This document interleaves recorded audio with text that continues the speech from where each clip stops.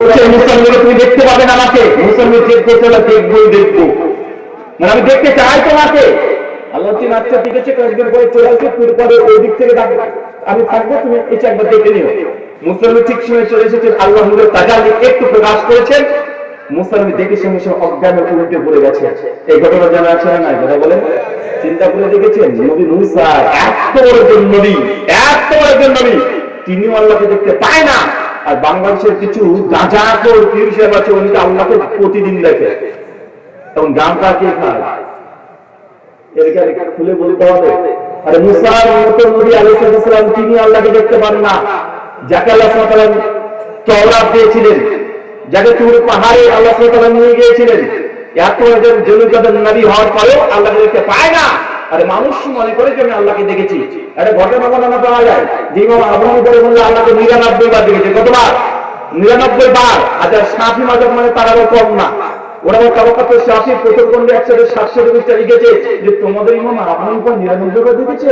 তুমি জানো আমাদের ইমাম শাফি উনি আল্লাহকে 100 বার দেখেছে, সেঞ্চুরি। মানে কি কতবার দেখে এটা নিয়ে চলছে, মানে যে যতবার আল্লাহকে দেখেছে সে ততবার বুজুর্গ, অথচ নবীরা আল্লাহকে একবারও দেখেনি। স্বয়ং আল্লাহ সুবহানাহু ওয়া তাআলা নবীকে যখন মিরাজে নিয়ে চলে গেলেন, সহিহ বুখারী হাদিস 3780 কিতাবে তাওহীদে আছে, আমাদের আয়েশা তিনি বলছেন আমান হাদাসাকা আন্না মুহাম্মদ সাল্লাল্লাহু আলাইহি ওয়াসাল্লাম রাই রাব্বাহু ফাকাদ কাফা, যে ব্যক্তি বলে মহান সত্তা আল্লাহকে নবী সরাসরি এই দুনিয়ার চোখ দিয়ে দেখেছে ফাকাদ কাফা, এই ব্যক্তি মিথ্যু। কিন্তু বাংলা ভাষা বুঝলোই না, বাংলা ভাষা মনে করে যে না আল্লাহকে পীর সাহেব দেখতে পায়, আছে না নাই? তারপরে পীর যদি দাবি করে যে সে আল্লাহকে দেখেছে, সে মিথ্যাবাদী না সত্যবাদী? তারপরে হিন্দু পণ্ডিত যদি বলেছে ঈশ্বর ভগবান পরমাত্মাকে দেখেছি, আমি ওনাকে বলেছিলাম কোরআন থেকে একটা আয়াত প্রয়োগ করে, আমি তারপরে বলেছিলাম যে আপনাদের একটা ধর্মগ্রন্থ আছে, নাম হচ্ছে কেবি ও উপনিষদ। উপনিষদ অনেকগুলো আছে, প্রায় 200 কাছাকাছি। এর মধ্যে মূল স্ক্রিন যে উপনিষদ প্রায় 18 খানা। এই 18 উপনিষদের মধ্যে কেন বলে একটা উপনিষদ, কেন উপনিষদ প্রথম অধ্যায় মন্ত্র নম্বর 5 আর 6 মন্ত্র বলছে। মন্ত্র পড়বো নাকি? পাওয়া যাবে? নচেত তখন আবার কে কি বলে যে হুজুরকে দেখি না একটা মন্ত্রটার হুজুর মন্ত্র শুরু করে দিয়েছে। আর পাশে যদি আবার হিন্দু মা বোনেরা থাকে তারা আবার ভাববে যে কি ব্যাপার, আমরা তো এখানে নাম যোগ্যকে কীর্তন দিইনি, কীর্তন কোথায় শুরু হলো আমরা তো জানি না। আচ্ছা মন্ত্র কি বলছে দেখেন,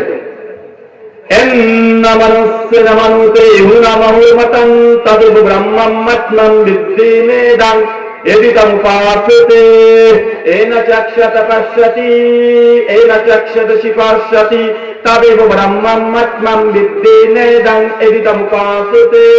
শোনো, যে ব্যক্তি বলে মহান সত্তা ব্রহ্মাকে কোন মানুষ, কোন মনুষ্য জাতি এই দুনিয়ার চোখ দিয়ে, দৈব চোখ দিয়ে দেখেছে, জেনে রেখো সে কখনোই ব্রহ্মাকে দেখতে পায় নাই, প্রকৃত স্রষ্টাকে কেউ দেখতে পায় নাই। কেন? তার যিনি ঈশ্বর হবেন, পরব্রহ্ম হবে, তাদের ব্রহ্মাত্মা বৃদ্ধি নেদান এদিকে উপাসতে এই ব্রহ্মাকে কেউ দেখতে পাবে না। তার মানে বুঝে যাচ্ছে সনাতন হিন্দু ধর্ম অনুযায়ীও মহান সত্তা ঈশ্বর যদি প্রকৃত ঈশ্বর হয়, তাকে দুনিয়ার চোখ দিয়ে কেউ দেখতে পাবে না।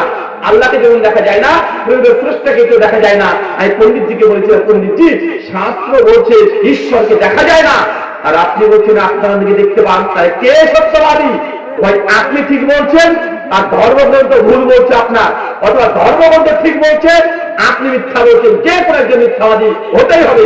শাস্ত্র বলছে তাদের ব্রহ্মাত্মাম বৃদ্ধি নেই যায় এদিকে আমি পাশে, যিনি বলেন আমি স্রষ্টাকে রেখেছি, আমি ঈশ্বর পরমাত্মা ব্রহ্মকে রেখেছি, সে প্রকৃতপক্ষে ঈশ্বর পরমাত্মা ব্রহ্মকে দেখতে পারে না, কারণ এই চোখ দিয়ে ঈশ্বরকে দেখা সম্ভব নয়। তার মানে কি আল্লাহকে দেখা যাবে না? দুনিয়ার চোখ দিয়ে দেখতে পাবে না কোনো মানুষ, সে যত বড়ই হোক না কেন, যত আল্লাহ ওয়ালা হয়ে যাক না কেন, দুনিয়ার চোখ দিয়ে আল্লাহকে দেখা সম্ভব না। সেবুখারী কিতাব সালাত হাদিস 824 আল্লাহ নবীকে সাহাবী এসে প্রশ্ন করছে, ইয়া রাসূলুল্লাহ আল্লাহকে কি কখনো দেখতে পাবো না? নবী তখন বলছেন দিনের বেলাতে যখন সূর্য থাকে, আকাশে কোনো মেঘ থাকে না, এই সময় সূর্যকে দেখতে তোমাদের সমস্যা হয়? সাহাবীরা বলছে না ইয়া রাসূলুল্লাহ, না কোনো সমস্যা হয় না।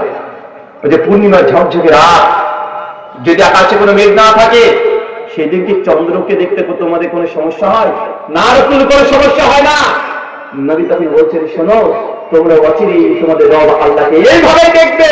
তবে মানুষ যখন জান্নাতে যাবে তখন জান্নাতি চোখ দিয়ে, কোন চোখ দিয়ে কথা বলে? জান্নাতি চোখ দিয়ে আল্লাহকে দেখা যায়, কিন্তু দুনিয়ার চোখ দিয়ে আল্লাহকে দেখা যায় না। একটা ঘটনা মনে পড়ে যায়, একজন পীর সাহেব উনি দাবি করেন যে তিনি আল্লাহকে দেখেছেন এবং তার ভক্তদেরকে দেখাতে পারেন। খুব প্রচার হয়ে গেছে, হাইলাইট হয়ে গেছে যে না এই পীর সাহেবকে মুড়ি ধরে আল্লাহকে দেখা যায়। তো বাকি যারা ছোট ছোট পীর সাহেব আছে ওদের ব্যবসাতে এখন আগুন ধরে গেছে, কারণ তারা তো আল্লাহকে দেখাতে পারে না, তারা তো আল্লাহকে দেখতেও পায়নি। আর বড় পীর সাহেব যে দাবি করছেন তিনি আল্লাহকে দেখেছেন। এখন এই নিজ সমাজের মধ্যে বিশৃঙ্খলা সৃষ্টি হয়ে গেছে, ওই ছোট ছোট পীরদের ব্যবসা এখন বন্ধ, বড় পীরের কাছে সবাই চলে যায়, তার কাছে মুড়ি ধরে। কিন্তু পীর সাহেব যারা ছোট হোক আর বড় হোক তারা তো খুব ভালোভাবে জানে যে আল্লাহকে কেউ বাবা দেখতে পাবে না, কারণ সেটা কোরআন তো কমপক্ষে পড়েছে।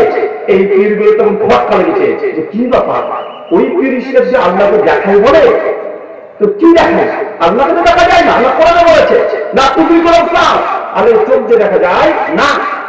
তখন এরা দলবল বেঁধে ওই বড় পীরের কাছে হাত পানি পেরেছে গিয়েছে, পীর সাহেব আমরা শুনেছি আপনি কি আল্লাহকে দেখাতে পারেন? যে জি দেখাতে তো পারি।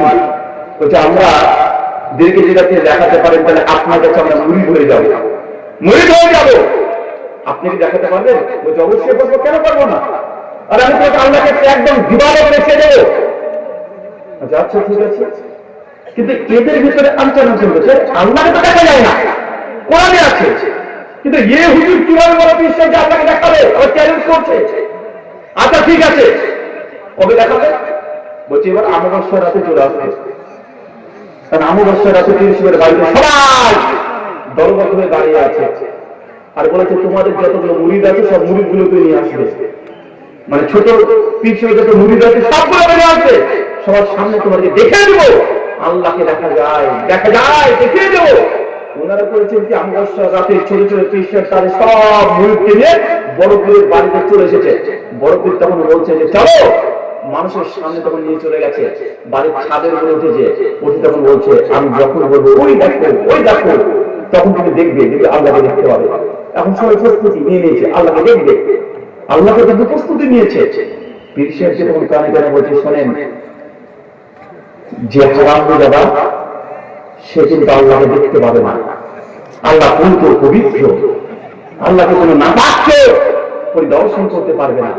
মানে একটু জোরে করে বলে দিয়েছে যে মুরিদ গুলো শুনে নাই, তারা উত্তরে মনে হয় ওই মুরিদ গুলো যেন শুনে নাই, ওই যে হারাম যাবা সে কিন্তু আল্লাহকে দেখতে পাবে না, আল্লাহ পুত পবিত্র। আর সবাই তো যেন আল্লাহ পুত পবিত্র, আল্লাহ পবিত্র, ওই যে কোনো হারাম যারা এই আল্লাহকে দেখতে পাবে না। মুরিদ যখন শুনে নিয়েছে তখন তখন মানে বিপদে পড়ে গেছে। একটু পরে পীর যখন তাকান তাকান ওই দেখতে পাচ্ছেন দেখতে পাচ্ছেন, এরা যখন বিপদে পড়ে গেছে বলবো কি? যদি বলি না তাহলে প্রমাণ হয়ে গেছে হারাম যারা, তাহলে তার মুরিদ সব জেনে যাবে আমার পীর সাহেব হারাম যারা, এর কাছে মুরিদ থেকে আমার লাভ কি? আবার দেখতে পাচ্ছেন দেখতে পাচ্ছেন, বেচারা বিপদে পড়ে হ্যাঁ হ্যাঁ হ্যাঁ দেখতে পাচ্ছি দেখতে পাচ্ছি দেখতে পাচ্ছি। তা আমাদের সমাজে ভাবে এইভাবে ভেরকিবাজি দিয়ে মানুষকে ফলাফলের ছলটা তুলে দিয়ে আল্লাহ সুবহানাহু ওয়া তাআলা প্রত্যেক মানুষ অনেককে দূর করে রেখে দেয়, আছে না নাই কথা বলেন? আরে আছে, আল্লাহ সুবহানাহু ওয়া তাআলা আমাদের বোঝার তৌফিক দান করে, আমিন। সম্মানিত সুধী, আলোচ্য বিষয় যে আমলে জান্নাতে ঘর পাওয়া যায়। দুটো জিনিস স্পষ্ট ক্লিয়ার, আগে বিশ্বাস করেন, একই রাখেন, মৃত্যুর পর জীবন আছেই আছে। একজন তরুণ যুবক এসে বলছে রবি ভাই আপনার আলোচনা খুব ভালো লাগে আমার, আপনার সঙ্গে নাস্তিকদের অনেক ডিবেট দেখেছি, কোরআন এন্ড মডার্ন সায়েন্স নিয়ে অনেক বক্তব্য দেখেছি, মুসলমান খ্রিস্টানদের সঙ্গে ডিবেটও দেখেছি, হিন্দুদের সঙ্গে দেখেছি, নাস্তিকদের সঙ্গে দেখেছি, আমি জানি আপনি অনেক পড়াশোনা করেন। তবে আমি একটা প্রশ্ন আপনার করতে চাই। আমি বলুন কি প্রশ্ন? তিনি তখন বলছেন যে আপনি এত পড়াশোনা করে আপনি কবর আযাবে কিভাবে বিশ্বাস করেন? আমি কেন বলি কবরে যে আযাব হয় এর প্রমাণ কি? আমি কোরআন হাদিসে প্রমাণ দিই, বুঝি না এগুলো তো ঠিক আছে বুঝলাম। উনি আমাকে উত্তর দিয়ে বলছেন ছোট থেকে আমার খুব শখ কবরের আযাব দেখবো, জান্নাত জাহান্নাম পরলৌকিক জীবন মৃত্যুর পরে দেখা যায়, কিন্তু কবর তো দুনিয়াতেই থাকে, তো দুনিয়াতে তো দেখতে পাবো যে কবরের আযাব কিভাবে হয়। উনি তখন বলছেন যে ছোট থেকেই আমি এটা দেখবো, নিয়াত আমার আছে। তা আমার বাড়ির পাশে একটা ফুটবল ময়দান আছে, আমরা ফুটবল খেলি, আর তার পাশে একটা কবরস্থান। তো মাঝে মাঝে যখন জোর করে কেউ বলটাকে কেউ মেরে দেয়, বলটা তখন কবরের মধ্যে ঢুকে যায়, ভয়ে কেউ আনতে যায় না। কিন্তু আমার সাথে আমি কবর আজাব দেখবোই দেখবো। বারবার কবরদের নামে বলটাকে তুলি আর তাকে তাকে দেখি, কই কবর আজাব তো হয় না, কই কবর আজাব। আর হুজুররা বলে একটা সাপ আছে ৭০খানা মাথা, একবার ছয় বাজে ৭০ বছর সে ব্যথা অনুভব করবে, যন্ত্রণা অনুভব করবে। আমি তো দেখতে পাচ্ছি না। আরে কত কি হুজুররা বলে যে এমন ভাবে কোন চাপ দেয় তার ডান পাজর বাম পাজর মধ্যে লেগে যায়, চিৎকার মারে, আমি তো দেখতে পাই না। আজ পর্যন্ত দেখিনি, কয়েকশো বার কবর আমি নেমেছি, কিন্তু কবর কোনো আজাব আমি লক্ষ্য করতে পারি নাই। অতএব বললাম, ভাই আপনি যতই বলেন আমি কবর আজাবকে বিশ্বাস করতে পারি না, আমার সন্দেহ আছে, এই সব সংশয়। আমি তখন তাকে বলেছিলাম, ভাইজান স্বপ্ন দেখেন, স্বপ্ন দেখি মানে স্বপ্ন দেখে স্বপ্ন দোষ শুদ্ধ হয়ে যায়। স্বপ্ন দেখেন কি দেখেন না, কথা বলে। আচ্ছা, স্বপ্ন যখন আপনি দেখছেন, সায়েন্স বা বিজ্ঞান আমাদের বলছে মানুষ জ্ঞান অর্জন করে 5টা অঙ্গের মাধ্যমে। এক, চক্ষু, কর্ণ, নাসিকা, জিহ্বা, ত্বক। আপনি সব জ্ঞান এই 5টা ইন্দ্রিয় দিয়ে আপনি অনুধাবন করতে পারবেন। এর বাইরে আর জ্ঞান অর্জন করার সিক্স সেন্স কোন কিছু কাজ করে না। মানে আপনি আজকে যে ঘটনা ঘটছে চোখ দিয়ে দেখছেন, মানে একটা জ্ঞান অর্জন করলেন। কিছু জ্ঞান আছে চোখ দিয়ে করতে পারবেন না, ওটা তো নাক লাগবে। আপনাকে একটা সুগন্ধি গোলাপ ফুল দেওয়া হয়েছে, ওটা চোখ দিয়ে আপনি দেখে বুঝতে পারবেন না। বা অনেকগুলো সেন্ট আছে, বিভিন্ন রকমের আতর পারফিউম আছে, আপনি চোখ দিয়ে দেখে আপনি বলতে পারবেন এটা কি সেন্ট না, এর জন্য কি লাগবে, নাক লাগবে। অনেক কিছু খাবার আছে যে চোখ দিয়ে দেখে আপনি জ্ঞান অর্জন করতে পারবেন না, টেস্ট বোঝার জন্য জিহ্বা লাগবে, লাগবে কি লাগবে না, লাগবে। আর ব্যাখ্যা অনুবাদ করার জন্য ত্বক লাগবে, কোনটা ঠান্ডা কোনটা গরম আপনি চোখ দিয়ে দেখে সহজে বলতে পারবেন না, আপনি ধোঁকা খেয়ে যাবেন। হতে পারে ডুপ্লিকেট, এখন এআই দিয়ে আগুন আছে, ডুপ্লিকেট বরফের ছবি আছে, এত চমৎকার তৈরি করে চোখকে ধোকা দিয়ে দেয়, আছে না নাই? কিন্তু এই যে তাপ বোঝার জন্য আপনার এই ত্বক লাগবে, লাগে কি লাগে না? বিজ্ঞান আমাদেরকে শিক্ষা দেয়, এই বস্তুবাদী শিক্ষা আমাদেরকে শিক্ষা দেয় যে 5টা ইন্দ্রিয় ব্যতীত কোন জ্ঞান অর্জন করা সম্ভব নয়। আমার একটা প্রশ্ন, চাচা স্বপ্নতে কখনো মিষ্টি খেয়েছে বা স্বপ্নে কোনো খাবার খেয়েছে? আচ্ছা, স্বপ্ন যদি মিষ্টি খান তো মিষ্টির টেস্ট কেমন লাগে? ঝাল। তো স্বপ্নের মধ্যে কি জিভ ব্যবহার হয়েছে আপনার? হ্যাঁ, মানুষ যখন তাকিয়ে আছে তখন দেখতে পাই, চোখ বন্ধ করলাম দেখতে পাবো আর। কিন্তু মানুষ যখন স্বপ্ন দেখছে চোখ খুলে না চোখ বন্ধ করে, তার মানে বোঝা যাচ্ছে চোখ বন্ধ করে একদম রিয়েল রিয়েল একদম বাস্তব আপনি অনুধাবন করতে পারছেন। স্বপ্নের মধ্যে আপনি দেখছেন যে আপনার গাড়িতে মোটরসাইকেলটা আপনি অ্যাক্সিডেন্ট করেছেন, চিৎকার বাজছে, বাঁচাও বাঁচাও, কান্না করছে, মানে ছুটে আসছে, পা দিয়ে রক্ত বের হচ্ছে, আপনি ব্যাখ্যা অনুবাদ করছেন, পারেন কি পারেন না, কথা বলে। আরে এটা তো পারেন, একদম ব্যাখ্যা অনুবাদ করছেন, ছুটছেন, কান্না করছে, ঘুম ভেঙে গেছে, ঘুম ভাঙার পরে আপনার উপরে আসার থাকে, মানে ইফেক্ট এখনো বুঝতে পারেন যে আপনি ব্যাখ্যা অনুবাদ করছিলেন, বুঝতে পারেন কি পারেন না। অনেক যুবক দেখবেন 14 ফেব্রুয়ারির সামনে আসছে, আসার আগে স্বপ্ন দেখছে যে গার্লফ্রেন্ড তাকে এসে একটা গোলাপ ফুল দেয়, বলছে আই লাভ ইউ মেরি জান, আরো বাগ বাগ খুশি, ঘুমের মধ্যে ঘুম থেকে উঠে দেখছে বেচারা বিছানায় শুয়ে আছে। তার মানে ভালো হোক চাই মন্দ হোক সবকিছু স্বপ্নের মাধ্যমে অনুধাবন করতে পারেন কি পারেন না? কবর, এটা হচ্ছে আরবি ভাষা, এটা অদৃশ্য অন্তরাল। কবর মানে এই মাটির তলে যেটা আছে এটাই শুধু কবর নয়, কবর একটা আলাদা অস্তিত্বের নাম, আলাদা এক্সিস্টেন্সের নাম। কবর বলতে শুধু মাটির মধ্যে আপনি দিয়ে দিচ্ছেন এটাই যে কবর তা নয়। আরে অনেকগুলো বিমান আছে ক্রাশ করছে, তারপর লাশ কোনো কিছু পাওয়া যায় না।